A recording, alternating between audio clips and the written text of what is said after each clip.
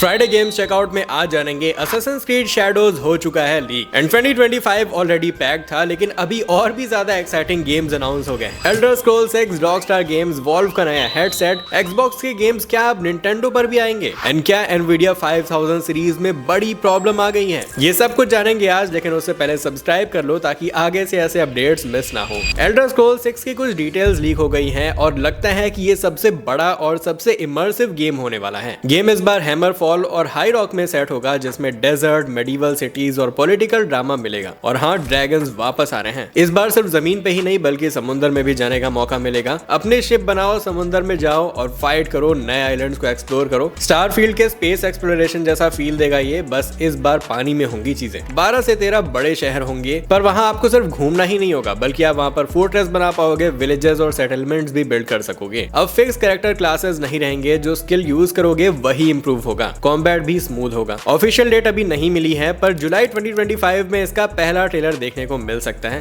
बाकी वेट करते करते तो थक गए भाई हम लोग। देखते हैं कि इस डेट को क्या होता है। एंड हाँ, ये सिर्फ लीक्स हैं, तो take it with a grain of salt. Rockstar games ने अनाउंस किया है कि GTA 5 का एक्सपेंडेड और एनहांस्ड वर्जन पीसी पर आ रहा है मार्च 4 को। अगर आपका पीसी पावरफुल है तो ये नए फीचर्स का मजा ले सकते हो, वरना लेगेसी मतलब कि जो करंट GTA 5 है वो भी आप खेल सकते हो बड़े आराम से। आपको कोई भी प्रॉब्लम नहीं होगी। ऐसा नहीं है कि स्पेक अपग्रेड करना पड़ सकता है। तो यहाँ पे जो बेसिकली कंसोल वाला वर्जन था ना, एक्सपेंडेड और एनहांस्ड जो किया था 2022 में, वही अब पीसी पर आने वाला है, जिससे अब ग्राफिक्स तो गेम के अच्छे हो ही जाएंगे, लेकिन करंट जेन कंसोल वालों के साथ भी आप मैच मेकिंग कर पाओगे। यानी कि आप PS5 और Xbox X या फिर S वालों के साथ भी खेल सकते हो, जो कि पहले नहीं होता था। पहले सिर्फ PS4 और Xbox One S जो भी पुराना वाला था उसके साथ ही मैच मेकिंग होती थी। तो एक बार मैं आपको बता देता हूँ मैं कि क्या क्या अपग्रेड्स आने वाले हैं। तो ray tracing, ambient occlusion, global illumination जो विजुअल्स को और रियलिस्टिक बनाएंगे। फिर पहले रिफ्लेक्शन और शैडो से अब पूरा लाइटिंग सिस्टम अपग्रेड होगा। AMD FSR 1, FSR 3 और NVIDIA DLSS 3 का भी सपोर्ट मिलेगा, जिससे परफॉर्मेंस बेटर हो जाएगी और विजुअल्स भी स्मूथ मिलेंगे। Higher resolution, better aspect ratio और हाई फ्रेम रेट्स का भी सपोर्ट है, मतलब कि अब 4K 120 में भी पॉसिबल हो सकता है GTA 5 को खेलना। PS5 के डुअल सेंस कंट्रोलर का भी फुल सपोर्ट मिलेगा, मतलब कि एडेप्टिव ट्रिगर्स का सपोर्ट है। जब भी आप गन चलाओगे तो बिल्कुल रियलिस्टिक फील आएगी। और ये सिस्टम रिक्वायरमेंट्स पढ़ सकते हो आप, जो कि मिनिमम 8 GB रैम चाहिए, i7 4th Gen प्रोसेसर,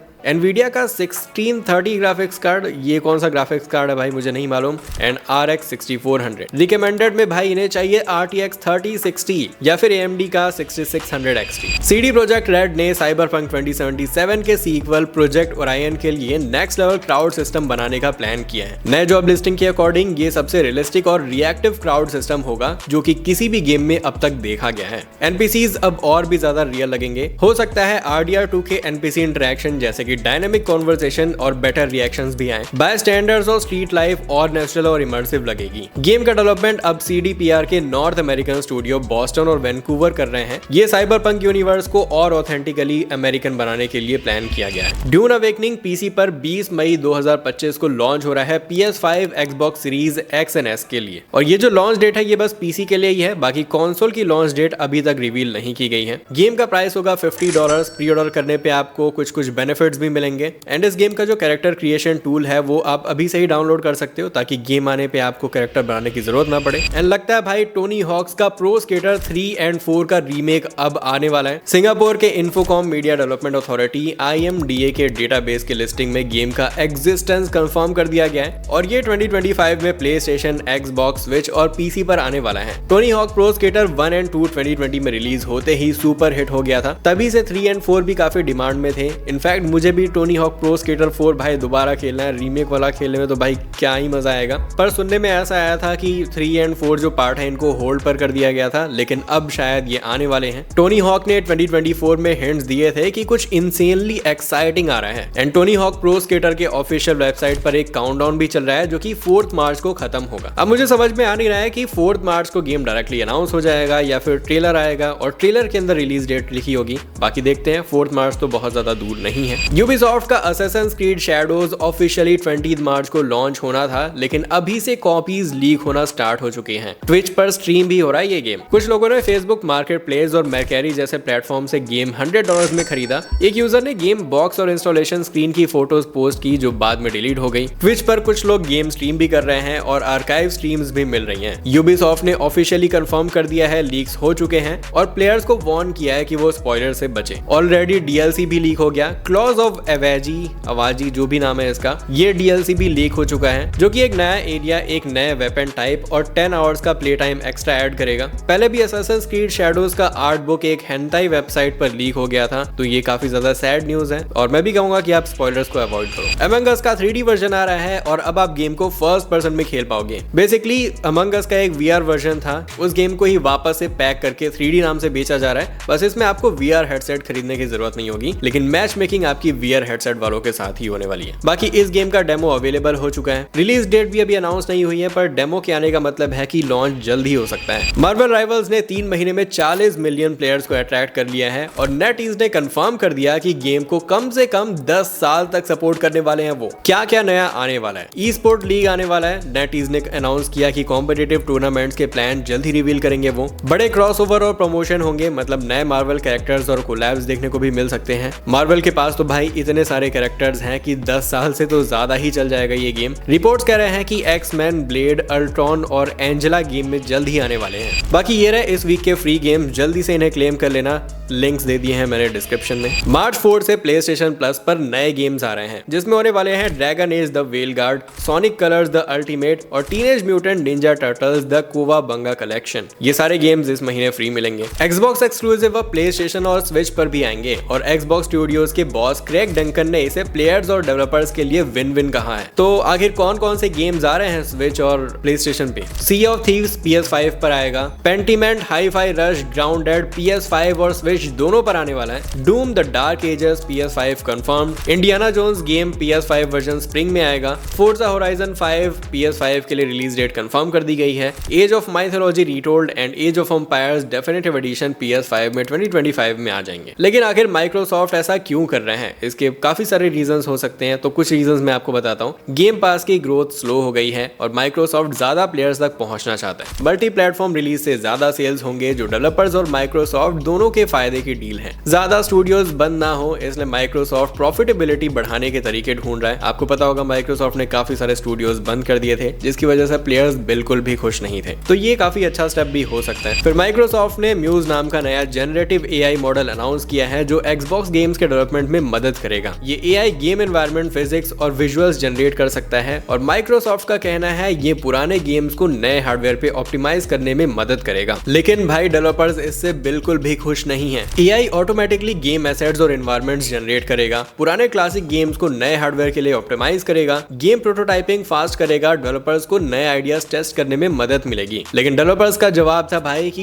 ये AI किसी को नहीं चाहिए। इंडस्ट्री वेटरन्स का कहना है कि AI क्रिएटिविटी को मार रहा है। डेवलपर डेविड गोल्डफैर ने डायरेक्टली बोला फक दिस शिट। कई लोग कह रहे हैं कि AI का मेन मकसद कॉस्ट कटिंग है, जिससे रियल आर्टिस्ट और डेवलपर्स का काम कम हो जाएगा। एक एनोनिमस AAA डेवलपर ने बोला कि माइक्रोसॉफ्ट को सिर्फ AI का दिखावा करना है, रियल क्रिएटिविटी की कोई भी परवाह नहीं करता। 2025 में हजारों डेवलपर्स की नौकरियां जा रही हैं और AI को लेकर ज्यादा टेंशन बढ़ रही है। डेवलपर्स कह रहे हैं कि AI सिर्फ शेयर होल्डर्स को खुश कर रहा है, ना कि गेम क्रिएटर्स को। वॉल्व अपने नए डेकर्ड VR हेडसेट को 2025 के एंड तक लॉन्च कर सकता है और लीक्स के मुताबिक इसका प्राइस होने वाला है $1200। इंडिया में तो भाई पता नहीं कितना ही महंगा मिलने वाला है। वॉल्व का कहना है कि वो बेस्ट पॉसिबल एक्सपीरियंस देना चाहते हैं बिना कॉस्ट कटिंग किए। $1200 प्राइस मेटा क्वेस्ट $1500 से सस्ता है, पर अभी भी बहुत महंगा है। और वॉल्व का कहना है कि वो इसे एयरटेल लॉस बेचेंगे, मतलब कि जो हार्डवेयर है वो काफी प्रीमियम होने वाला है। तो आखिर इसके फीचर्स क्या क्या होंगे? स्टैंडअलोन VR हेडसेट होगा ये, मतलब कि PC की जरूरत नहीं है। स्टीम डेक के गेम्स भी चल जाएंगे इसमें। स्टीम OS पर चलेगा ये, तो हो सकता है कि सिर्फ वॉल्व के अपने सॉफ्टवेयर और स्टोर 4 के साथ ही चले, जैसे मेटा होराइजन हेडसेट सिर्फ मेटा के सिस्टम के साथ काम करते हैं। कंट्रोलर का कोड नेम रॉय है और इनसाइड आउट ट्रैकिंग या फिंगर ट्रैकिंग भी हो सकती है इसमें। फिंगर ट्रैकिंग का पता नहीं भाई क्या मतलब है, लेकिन शायद इंडिविजुअली अगर हम फिंगर्स को कंट्रोल कर पाए तो ये बहुत ही नई चीज होगी वीआर हेडसेट्स में। लॉन्च के साथ कुछ नए वीआर गेम्स और डेमोज भी आएंगे जो हेडसेट की कैपेबिलिटीज दिखाएंगे। अगर ये हाफ लाइफ एलेक्स जैसे हाई क्वालिटी गेम्स ला सकता है तो ये वीआर गेमिंग के लिए गेम चेंजर होगा। AMD ने RX 9070 सीरीज का पहला परफॉर्मेंस शोकेस किया जो RTX 4070 और 4080 सीरीज और RTX 50 सीरीज से टक्कर ले सकता है। RX 9070 XT RX 7900 GRE से काफी तेज है, मतलब ये mid to high end GPU segment में स्ट्रॉन्ग कंपेटिटर हो सकता है। 16GB VRAM मिलेगी जो RX 9070 और 9070 XT दोनों में होगा। शायद ये प्राइसिंग और पोजीशनिंग का मेजर फैक्टर बन सकता है। AMD का फोकस है RT परफॉर्मेंस पे, अनलाइक Nvidia जो FSR और फ्रेम जनरेशन पर ज्यादा फोकस कर रहा है इस जनरेशन पे, जो कि है 5000 सीरीज। AMD ने कहा है कि वो फरवरी 28 को एक और परफॉर्मेंस रिवील करेगा, शायद तब RTX 5070 Ti का भी कोई कंपैरिजन दिख जाए हमें। अभी तक AMD ने सिर्फ रे ट्रेसिंग और रेस्टराइजेशन की अलग अलग परफॉर्मेंस नंबर्स दिए हैं, पर एग्जैक्ट गेम सेटिंग्स क्लियर नहीं है। Nvidia के 50 सीरीज GPUs में मिसिंग ROPs हैं, यानी कि रैस्टर ऑपरेशन पाइपलाइंस, एंड ये काफी बड़ा इशू हो सकता है। Zotac, MSI, Gigabyte,